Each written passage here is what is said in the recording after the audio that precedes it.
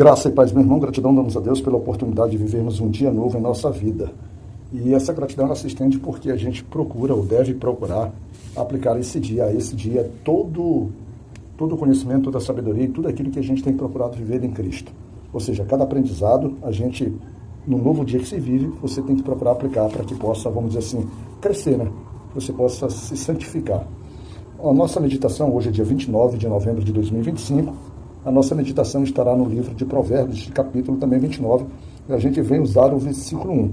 De todos os capítulos que eu tenho lido de Provérbios, até agora, todos são muito importantes, mas eu considerei que o conjunto de versículos, ou o conjunto de provérbios trabalhados nesse capítulo, eles me trouxeram um sentimento de maior prazer ainda na leitura. É possível ter um prazer maior numa parte da Bíblia do que de outra? Nós somos seres humanos, nós temos às vezes predileções, passagens, mas o que a gente não pode é desprezar nenhuma passagem bíblica. Às vezes você se identifica mais com uma, ou porque acha mais fácil, ou porque ela parece trazer uma mensagem mais robusta para você, por algum motivo que você às vezes ainda vai ter que descobrir na sua vida. Às vezes você nem sabe, mas você ler o texto, e até mesmo sem compreendê-lo por completo, você já passa a amá-lo. Que bom seria se toda a Bíblia nós não lêssemos, nós já tivéssemos esse amor. O problema é que às vezes a gente lê passagens que a gente parece ser insignificantes para a gente, outras que são tão conflituosas com a nossa própria pessoa, com o nosso próprio ser, que a gente acaba também rejeitando, ou a gente acaba, por exemplo, tratando com indiferença. E, sem dúvida, quando você pega uma passagem bíblica, você trata ela com indiferença, você já está dando um passo muito, muito sério rumo ao precipício, rumo a, vamos dizer assim, ao fracasso espiritual. O versículo 1, ele diz o seguinte: quem é repreendido muitas vezes e teima em não se corrigir, cairá de repente na desgraça e não poderá escapar.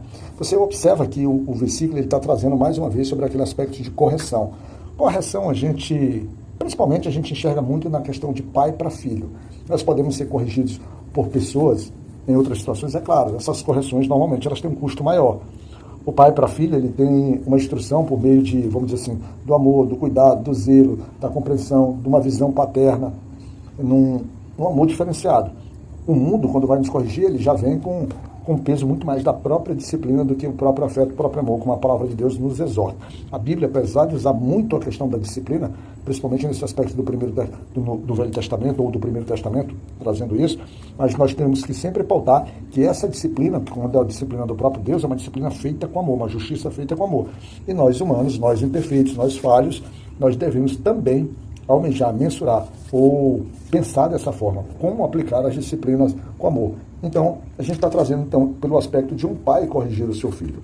E é algo assim, é algo muito corriqueiro, né? A força como um pai e uma mãe, ela aplica, ela se desgasta, mostrando, explicando, tentando fortalecer no filho um aprendizado, e o quanto eles, por exemplo, rejeitam os ensinos. Um exemplo prático, por exemplo, é seu filho que gosta de dormir tarde, gosta de dormir muito tarde, às vezes tendo que acordar cedo para ir para a escola. Por exemplo, às vezes até ele faz, mas ele acaba fazendo daquele ato repetitivo um dano para a sua saúde, um dano para o seu ganho escolar, um dano para a sua, vamos dizer assim, para o seu aprendizado, um dano físico para o seu crescimento.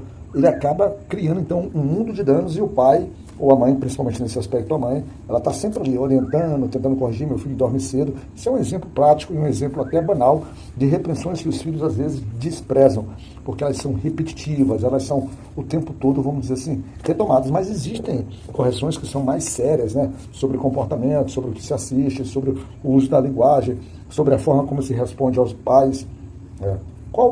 Será se você é um tipo de pai, por exemplo, que o seu filho, a sua filha, já pode ter usado expressões dizendo assim: você só fala besteira.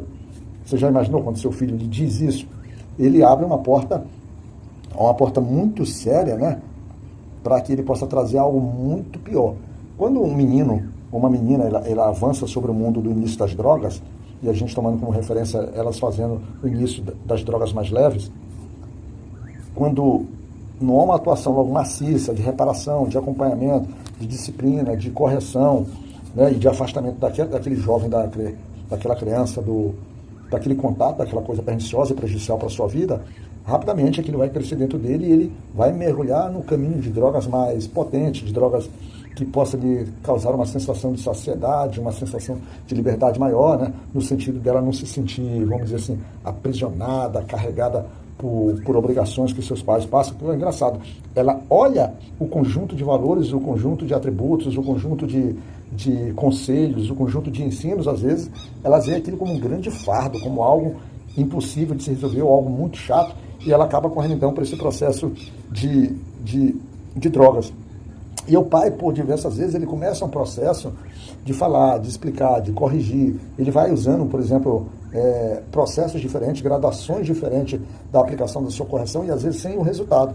E aqui a gente está vendo que a gente está muito no aspecto da questão da correção por meio principalmente de palavras, e ainda assim ele tal. Mas o versículo nos traz muito claro, ele diz assim que de repente, ou seja, de uma forma que a pessoa menos espera, que o jovem, que a criança ou aquele que está sendo corrigido, ele estiver completamente envaidecido, estiver completamente seguro de si, a desgraça se fará presente. E aí o versículo enaltece, ele fortalece o entendimento que ele não poderá escapar. Ou seja, nem mesmo mais o pai poderá ter condições agora de aplicar essas repressões, de voltar a orientá-lo para que ele possa recuperar. Na verdade, um versículo desse caminha muito a levar a pessoa como dizendo assim, olha, a tua própria salvação está em risco, você está em condenação, você está em alguém que de fato está sendo duro, você está sendo repreendido, você está sendo chamado a atenção, você precisa mudar o teu comportamento, mudar a tua direção, mudar aquilo que tu anda fazendo, e ainda assim ele não faz, o coração dele é duro, o coração dele é bastante ousado. Quando a gente vai lá no capítulo 15, também do livro de Provérbios, quando a gente vai no versículo 32, nós temos algo que reforça o que está sendo escrito aqui nesse Provérbios, ou esse provérbio que nós estamos estudando reforça o que está escrito aqui no 15, que ele diz assim, ó, quem rejeita conselhos prejudica a si mesmo, mas quem aceita correção ficará mais sábio, trazendo uma oposição. E a gente vai sempre lembrar, vai sempre, vamos dizer assim, caracterizar. Irmãos, correções, sabedoria, aprendizado, disciplina, tudo isso vem do Senhor.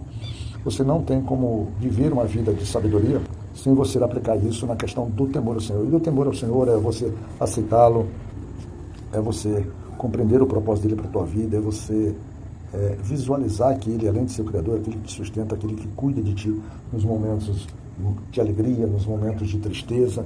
E essa rejeição da gente compreender isso e a gente partir para as nossas próprias definições, ela acaba nos levando e fazendo com que o nosso coração seja muito mais endurecido. E sobre essa questão, a gente tem, por exemplo, exemplos muito interessantes na Bíblia, né, como é o exemplo de Saul, né, que claramente deixou de ouvir os conselhos de Samuel, acabou perdendo a sua unção, né, ele que foi ungido por Samuel, mas como não seguiu as orientações de Samuel, não que as orientações fossem de Samuel, porque as orientações de Samuel recebia do próprio Senhor, e ele passava ali como ordenanças a Saul, e Saul, ao deixar de fazer, foi o que aconteceu, ele foi destituído de rei, perdendo ali a sua bênção, e depois, durante seu reinado, depois ele foi morto, né, em batalhas. Então a gente vê que, na verdade, é destruição. E, às vezes, é por coisas simples que a gente vai pecando e errando na nossa vida. Nós temos também, quando a gente compara as histórias, por exemplo, do faraó, um exemplo muito tipo disso, que os mensageiros de Deus, Moisés e Arão, levavam a mensagem para o rei, mas a Bíblia diz que ele endureceu o coração. Outras vezes a Bíblia reforça que o Senhor, por exemplo, endurecia também o coração do faraó, porque já aproveitava a sua, a sua inclinação para não aceitar, porque ele como rei não se considerava, não considerava para ele, é como se fosse até uma perda de autoridade. E isso levou que tanto o rei, levou ali, todo o exército levou eles ali à destruição, né, à morte, à destruição. E é assim que vai funcionando.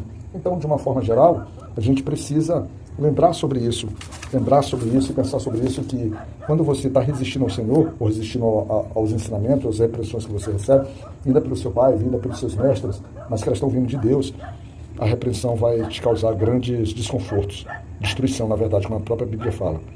Quando a gente vai ali lá no capítulo 3 do livro de Hebreus, do versículo 7 e 8, ele diz assim, ó, por isso, como diz o Espírito Santo, se vocês ouvirem a voz de Deus, não sejamos teimosos como foram seus antepassados, quando se revoltaram contra ele no dia em que eles o puseram à prova no deserto. O que aconteceu? Toda aquela geração acabou morrendo no próprio deserto.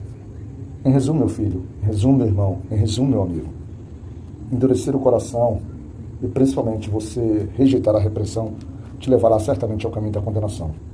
tá certo? Fica na graça bendita sobre isso e começa a mudar, e começa a aceitar as restrições do Senhor, e começa a viver as mudanças. Fica na graça de Deus, Pai, que Deus nos cuide.